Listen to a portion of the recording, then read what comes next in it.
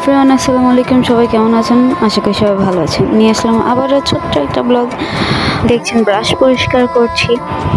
অনেকদিন ধরে ভাবছিলাম যে কিছু পেইন্ট করব, বাট কী করব বলে ভাবতেছিলাম। পরে আজকে যাক বললাম নেই।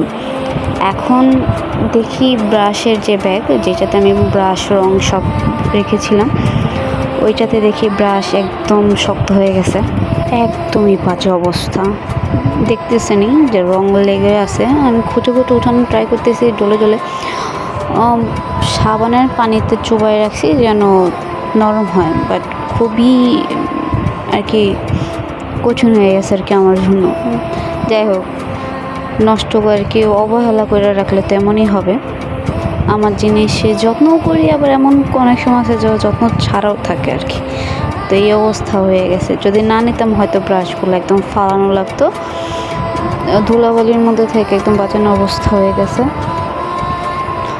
তো এখন ভালো মতো পরিষ্কার করে নিচ্ছি।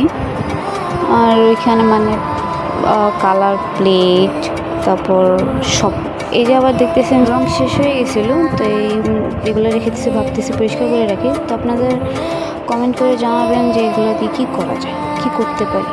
কারণ কিউট, ফলাইতে মন চায় না। সো আইডিয়া দিন কী করা যায় এগুলো দিয়ে। তাই ভালো মতো পরিষ্কার করে নিচ্ছিলাম, যে পরিষ্কার করে রেখে দেবো, তো কোনো এক সময় কিছু একটা কাজে লাগবে। তো আপনারা আইডিয়া দিন, তো ওইটি করারই ট্রাই করবো আর কি। তো যে বলছিলাম কালার প্লেট এগুলো সব মানে যেভাবে রং করছি ওইভাবেই সব রেখে দিয়েছি, পরিষ্কার করে রাখি নাই। খুবই খারাপ একটা জিনিস।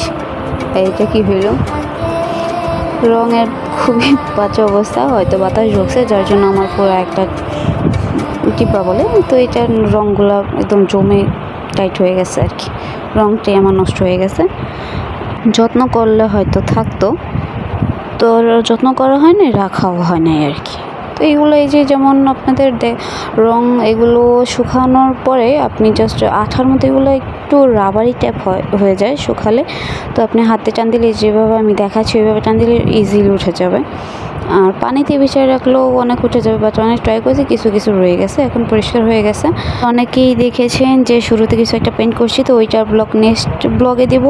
তো অবশ্যই জানাবেন যে টিপাগুলো দিয়ে কী করতে পারি।